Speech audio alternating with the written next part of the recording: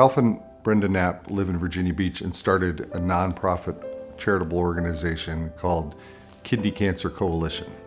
Their nonprofit was founded to privately fund new and interesting ideas in kidney cancer research. In particular, one of Ralph's doctors, Dr. Hans Hammers out of the University of Texas Southwestern in Dallas, had a new clinical trial that needed funding called the RADVAX trial. And it was a unique and innovative idea where they were going to both use radiation as well as a vaccine to prime the tumor area in order to eradicate it. It was unheard of idea. And Ralph said, you know what, I can go out with my friends and my business contacts, and Brenda said the same thing. And within something incredible, like 3 to 6 weeks, they had raised $300,000 to fund the first RADVAX clinical trial.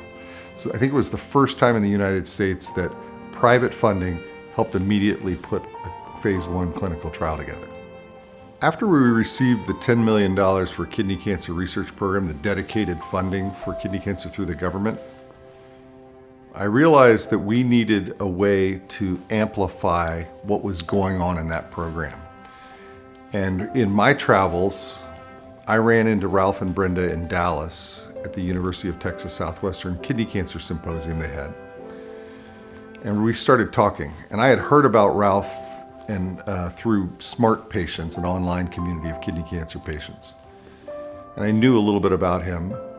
And one thing led to another, and we had a conversation where they were experts, and I knew about their fundraising capabilities and their event management that they were doing for the Rock the Cure events. And I had the legislative advocacy policy piece going on. And it made sense to me, if we put the two together, 1 + 1 could equal 3.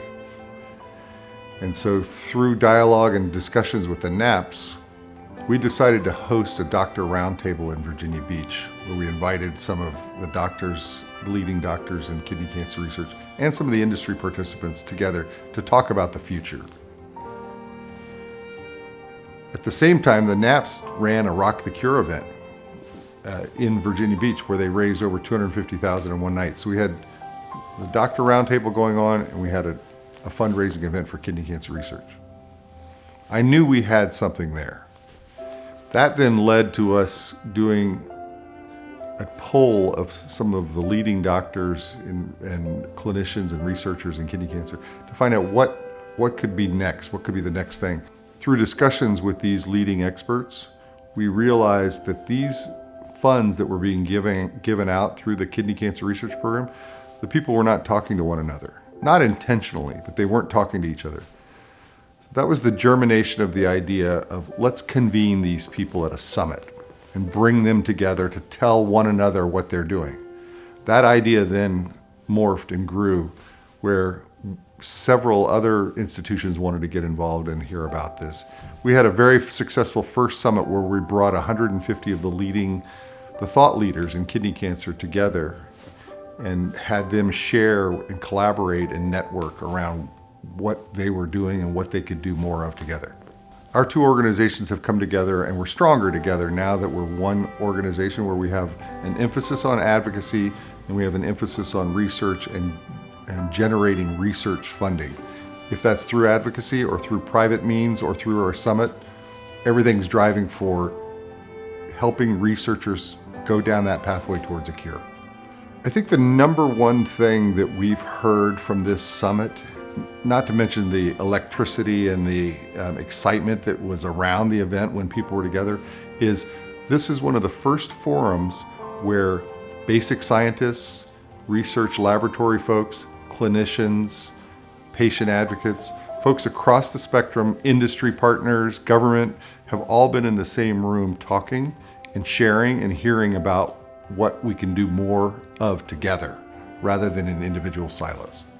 Going into 2020 and the future from there, KidneyCAN has 4 major buckets that we're focused on. One is continuing to defend and build on the advocacy funding we received in Washington.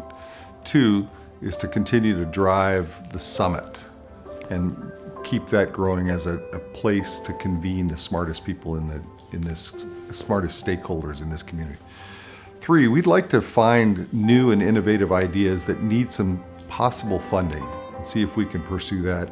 And 4th is if we can find other preclinical ideas that need that push, can we bring the partners together, including ourselves, to make those reality, make that happen, make it a reality. We'd really like to see the industry and the community and the patient advocacy forces all come together to support the summit going forward. We're planning our 2020 second summit in Philadelphia this October 22nd and 23rd. This is an opportunity for the community to continue to build, and we would like for folks to think about coming and being a part of that.